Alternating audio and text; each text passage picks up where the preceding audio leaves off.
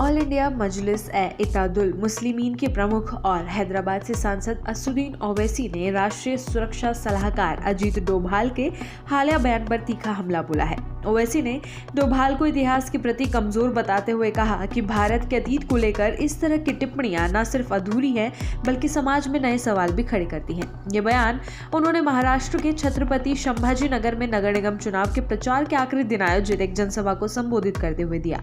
छत्रपति संभाजी उन 29 शहरों और बड़े कस्बों में शामिल है जहां 15 जनवरी को नगर निगम चुनाव के लिए मतदान होना है।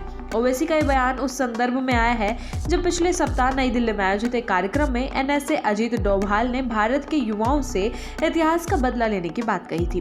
डोभाल ने अपने संबोधन में कहा था कि भारत को सिर्फ अपनी सीमाओं पर ही नहीं बल्कि आर्थिक, सामाजिक और रणनीतिक हर स्तर पर खुद को मजबूत करना होगा ताकि गुलामी और हमलों से जुड़े दर्दनाक इतिहास का बदला लिया जा सके। उन्होंने ये भी कहा था कि भारत एक समय पर प्रगतिशील समाज था जिसने कभी दूसरी सभ्यताओं या अन्य मंदिरों पर हमला नहीं किया, लेकिन सुरक्षा के प्रति पर्याप्त सजगता न होने के कारण देश को इतिहास से सबक सीखना पड़ा। डोभाल के इसी दावे को लेकर ओवैसी ने सवाल खड़े किए। एआईएमआईएम प्रमुख ने कहा कि अगर ये कहा जा रहा है कि भारत ने कभी दूसरे देशों पर हमला नहीं किया तो ये ऐतिहासिक तथ्यों के साथ न्याय नहीं करता। ओवैसी ने चोल वंश का उदाहरण देते हुए कहा कि दक्षिण भारत के चोल राजाओं ने अपने समय में श्रीलंका, मालदीव, इंडोनेशिया, मलेशिया और थाईलैंड जैसे क्षेत्रों पर शासन किया था। उनके मुताबिक इस तरह के ऐतिहासिक प्रसंग ये दर्शाते हैं कि भारत का इतिहास केवल रक्षात्मक नहीं बल्कि विस्तार और प्रभाव का भी रहा है। ओवैसी ने कहा कि एनएसए का ये बयान इतिहास की गहराई को नजरअंदाज करता है। इतिहास का बदला लेने वाले बयान पर भी ओवैसी ने तीखी प्रतिक्रिया दी।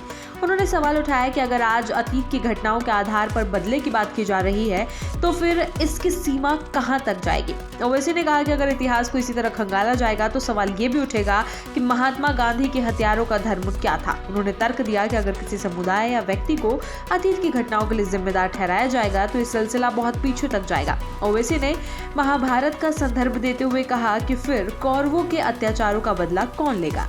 उनके अनुसार इस तरह की बयानबाजी समाज को जोड़ने की बजाय और ज्यादा बांटने का काम करती है। जनसभा में ओवैसी ने राष्ट्रीय स्वयंसेवक संघ की भूमिका को लेकर भी सवाल उठाए। उन्होंने आरोप लगाया कि स्वतंत्रता संग्राम के दौरान आरएसएस का योगदान संदिग्ध रहा है। ओवैसी ने दावा किया कि संघ के संस्थापक केबी हेडगेवार को जेल अंग्रेजी हुकूमत के खिलाफ आंदोलन करने के कारण नहीं बल्कि खिलाफत आंदोलन का समर्थन करने की वजह से भेजा गया था।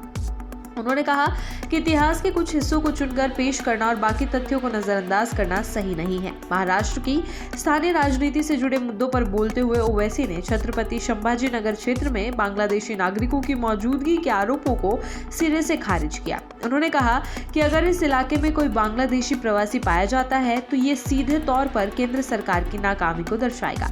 ओवैसी के मुताबिक जब देश में पुलिस, खुफिया एजेंसियां और सीमा सुरक्षा बल मौजूद हैं तो अवैध घुसपैठ का मुद्दा सरकार की जिम्मेदारी बनता है, न कि स्थानीय आबादी की। ओवैसी ने बांग्लादेश सीमा पर बाड़बंदी का मुद्दा भी उठाया। उन्होंने कहा कि केंद्र सरकार अब तक बांग्लादेश सीमा पर 10 किलोमीटर लंबी बाड़ भी पूरी नहीं कर सकी है, जबकि घुसपैठ को लेकर सख्त बयान दिए जाते हैं। उन्होंने सवाल किया कि जब सीमा सुरक्षा की बुनियादी व्यवस्थाएं पूरी नहीं हो पाई हैं तो अवैध प्रवासियों का आरोप आम लोगों पर कैसे लगाया जा सकता है। नगर निगम चुनाव के प्रचार के आखिरी दिन ओवैसी का यह भाषण राजनीतिक रूप से काफी अहम माना जा रहा है। उनके बयान ने न केवल स्थानीय चुनावी मुद्दों पर केंद्रित किया बल्कि राष्ट्रीय राजनीति, इतिहास की व्याख्या और सुरक्षा से जुड़े बड़े सवालों को भी छूते नजर आए।